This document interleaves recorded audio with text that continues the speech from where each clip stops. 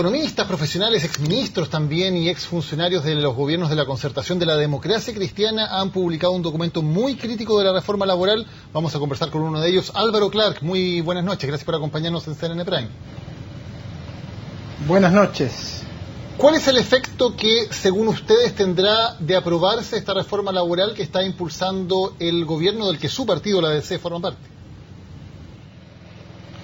Yo creo que para estos efectos es importante entender el contexto que tiene este grupo. Nosotros publicamos a inicios de enero una carta que se denominó Progresismo sin Progreso, el legado de la nueva mayoría, donde en lo fundamental decíamos que se habían hecho muchas promesas a la gente, pero que a juzgar por los datos y los resultados económicos probablemente estos no iban a ser muy buenos, por lo cual iba a ser un programa de mucho progresismo, pero que en definitiva no iba a tener mayor progreso para las personas. Y hacíamos dos críticas.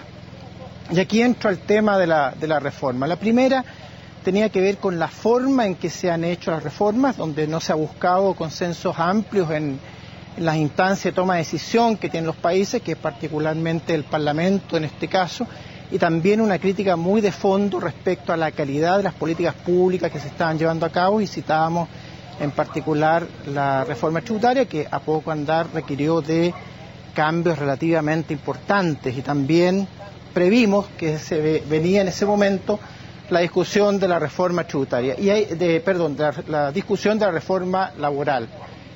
Y ahí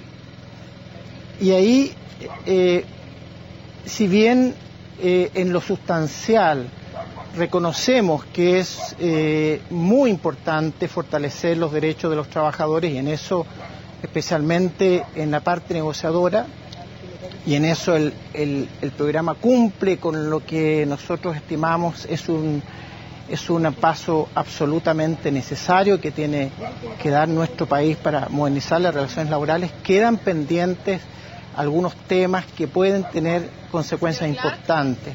Estos dos temas son el no reemplazo en huelga y la extensión de beneficios con la autorización del sindicato. Y las implicancias que vemos nosotros son básicamente que esto generaría un ambiente de incertidumbre que en el largo plazo podría limitar la inversión, y en consecuencia, en la medida en que se limita la inversión, se limita el crecimiento, la creación de empleo, los aumentos en productividad y en consecuencia también el crecimiento salarial.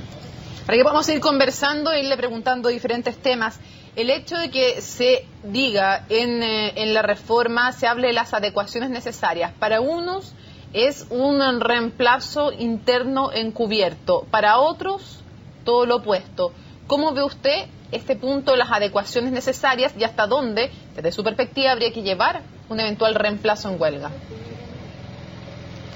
Al final del día, este es un tema de equilibrios entre dos partes que negocian. Creo que no hay que perder de vista tampoco que el valor agregado de esa negociación o el producto de esa negociación es lo que generan las empresas en que elaboran esos trabajadores.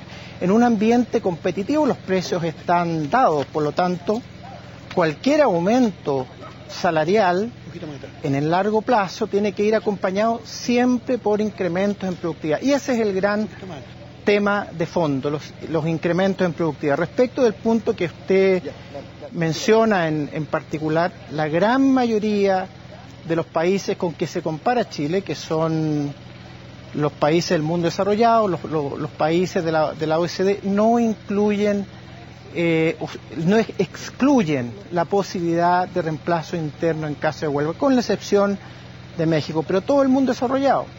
Aquellos países incluso que más protegen los derechos de los trabajadores, como los países nórdicos, Noruega, Suecia, Dinamarca, o los países del norte de Europa, como Alemania, como Bélgica, como Holanda, permiten el reemplazo interno. Entonces el elemento de prudencia, permítame continuar con esto, el elemento de prudencia aquí señala, tengamos cuidado con este punto. Y lo que ha ocurrido en el Congreso es que a partir de eso surge el concepto de adecuaciones necesarias, que no es claro. En ese sentido, hay que tener mucha precisión respecto a qué se va a entender por esto, y por la información que ha emanado del Ejecutivo, del propio Congreso, incluso de distintas fuentes del interior del Ejecutivo, este concepto no está claro, y en consecuencia van a haber otras instancias de decisión que van a tener que resolver este tema.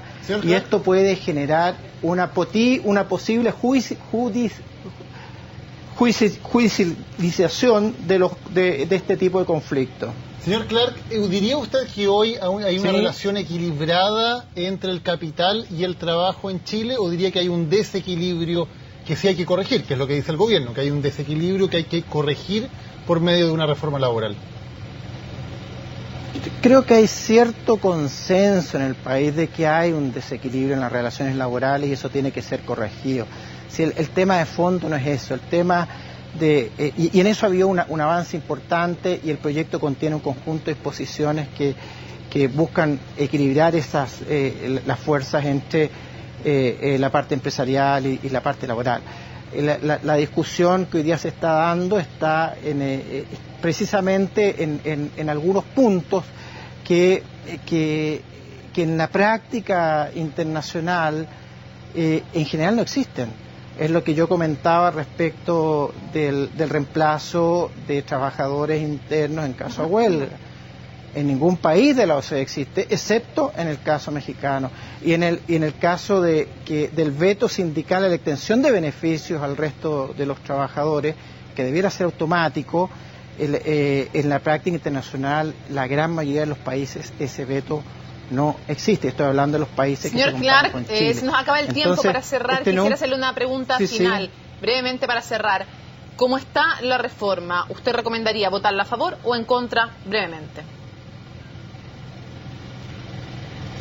Como está la reforma en esos dos puntos en particulares, que son los que realmente nos preocupan, el consejo nuestro es que hay que tener mucho cuidado con impedir los reemplazos internos, y mucho cuidado con darle al sindicato un veto para la extensión de beneficios, porque esto en definitiva en la práctica acaba con la libertad sindical, y la libertad sindical es un elemento importante para que haya un sindicalismo activo y de buenas prácticas y competitivo.